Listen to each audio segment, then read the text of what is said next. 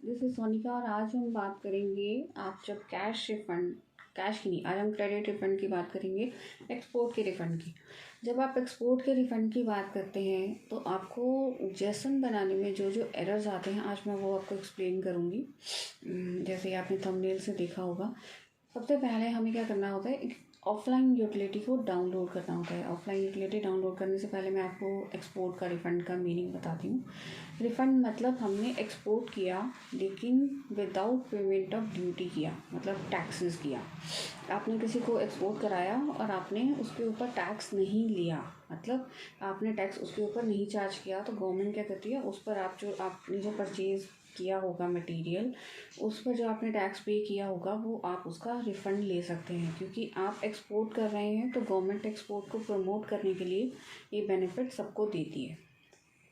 तो जब हम एक्सपोर्ट का रिफ़ंड अप्लाई करते हैं तो उस टाइम पे सबसे पहले आपको रिफ़ंड के ऑप्शन में जाकर एक न्यू एप्लीकेशन बनानी होती है। पीरियड सिलेक्ट करना है, जो पीरियड का आपको रिफ़ंड अप्लाई करना है। और उसके बाद आप जब आपकी एप्लीकेशन जनरेट हो जाती है, देन आप उसके अंदर फर्स्ट स्टेप जो करते हैं, उसकी ऑफलाइन यूटिलिटी, उसी एप्लीकेशन को लॉगिन करने के बाद उसकी ऑफलाइन यूटिलिटी को आप डाउनलोड करते हैं, जो एक्सेल में आती है। उसमें आप डाटा फीड करते हैं। उस डाटा को फीड करने के बाद आप उसकी जेसन तैयार करते हैं। ये इसमें बहुत सारे एरर्स आते हैं और मैंने काफ़ी वीडियोस देखे इस बारे में, जो एक्चुअल प्रॉब्लम नहीं बताते हैं। पहली प्रॉब्लम आपको दोस्तों इसमें आएगी, आप कभी भी अपने एक्सेल के अंदर कॉपी पेस्ट ना करें। यानी आपके मैक्रोज जो है वो डिसेबल हो जाएंगे। अगर मैक्रो डिसेबल हो जाते हैं तो आपकी जो फाइल है वो डाटा फैच नहीं कर पाएगी, डाटा को सेव तो कर लेगी लेकिन वो उसकी वैलिडेशन है, जो उसका जेसन है वो नहीं बना पाएगी। तो आपको क्या करना है आपको जो उसका कॉपी पेस्ट नहीं करना है, सबसे पहले तो आपको सारा डाटा हाथ से बनाना पड़ेगा। दोस्तों थोड़ा लंबा प्रोसेस होता है बट कोई बात नहीं, आप टाइम लीजिए। बट अगर आपने कॉपी पेस्ट किया तो आपको ढेर सारे एरर आ जाएंगे और फिर दिक्कत हो जाती है, राइट। आप हाथ से कीजिए। और वैसे भी बहुत अच्छा तरीका है, जब आप एक दो फिगर सेम भरते हैं तो जब आप दूसरे कॉलम में जाके same to same values fill करते हैं तो वो वहाँ पर ऑटोमेटिकली जनरेट हो जाती है वैल्यू। मतलब आपने पहली बार सेम वैल्यू ली, उसके नीचे 2-4 कॉलम्स और हैं तो वो सेम वैल्यू अपने आप जनरेट हो जाएगी। जो न्यू एक्सेल्स अपडेट हो रहे हैं उसके अंदर ये फीचर है। तो इसकी वजह से आपका जो पहला एरर, जो मैक्रो डिसेबल हो गए, नहीं मैक्रो नहीं, जो आपको एरर्स आ रहे हैं, पहला एरर जो इसकी वजह से आएगा वो अब नहीं आएगा, राइट।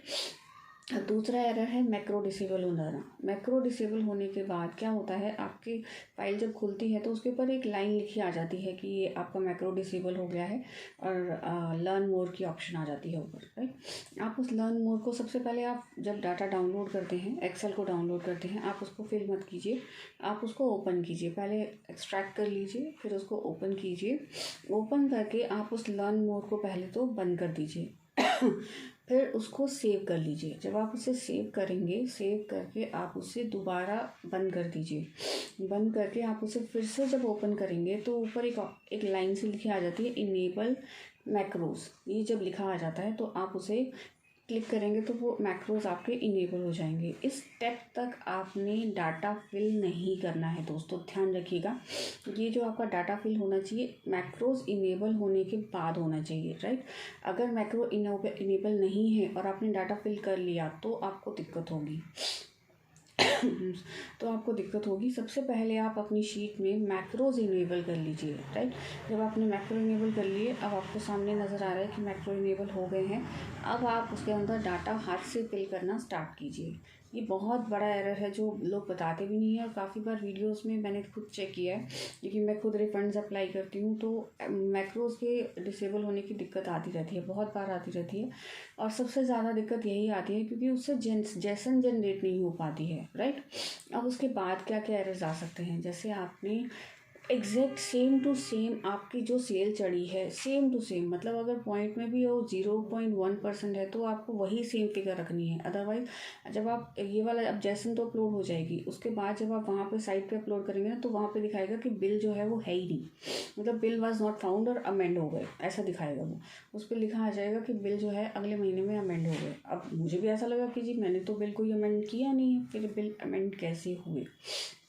मैंने तो एक केस में अंदर सारी पूरा साल चेक कर लिया था, लेकिन बिल कहीं पे भी अमेंड नहीं हुए थे। फिर मैंने किसी कलीग से भी पूछा, उन्होंने भी नहीं बताया। तब मैंने बार बार जब हिट एंड ट्रायल किया तब मुझे समझ आया कि अगर आपका 0.01 भी लिखा हुआ छूट गया है तो वो भी सेम होना चाहिए, राइट। जो आपने सेल में चढ़ाया है वो एक पॉइंट सेम होना चाहिए। जब आप चढ़ाएंगे तो उसके बाद फिर वो सेम टू सेम होने की वजह से फिर वो आपकी रिटर्न जनरेट हो जाएगी, मतलब जैसन जनरेट प्रॉपर हो जाएगा और कोई एरर नहीं आएगा। जब आप उसे अपलोड करेंगे तो वो फिर मतलब ये नहीं दिखाएगा कि बिल अमेंड हो गया या बिल हट गया वहाँ से, ऐसा नहीं दिखाएगा, राइट। उसके बाद कुछ एरर आ सकते हैं जो बेसिक एरर होते हैं कि आपने कॉपी पेस्ट की वजह से, बेसिक मोस्टली एरर्स जो होते हैं वो दोस्तों कॉपी पेस्ट की वजह से ही होते हैं। जब आप हाथ से वैल्यूज़ डालते हैं तो मोस्टली एरर्स वहीं पे ख़त्म हो जाते हैं, राइट। और जो दूसरा एरर जो मैंने आपको बताया ये भी बहुत ज़्यादा होता है।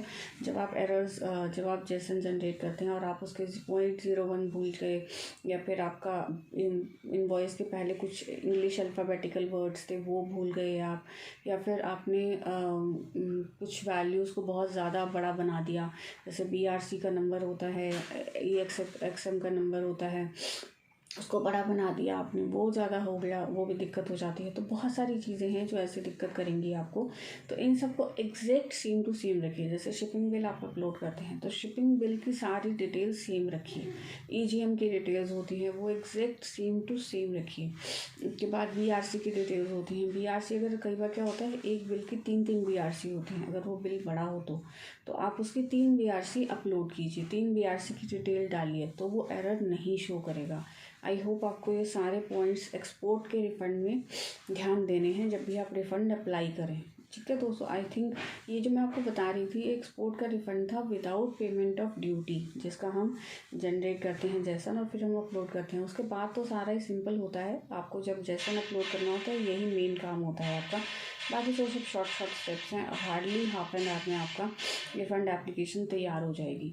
तो आई होप आपको ये पूरा वीडियो समझ आ गया होगा, लेकिन फिर भी कोई चीज़ ना समझ आई तो आप मुझे कमेंट करके ज़रूर बताइएगा। तो मिलते हैं दोस्तों नेक्स्ट वीडियो में। Thank you.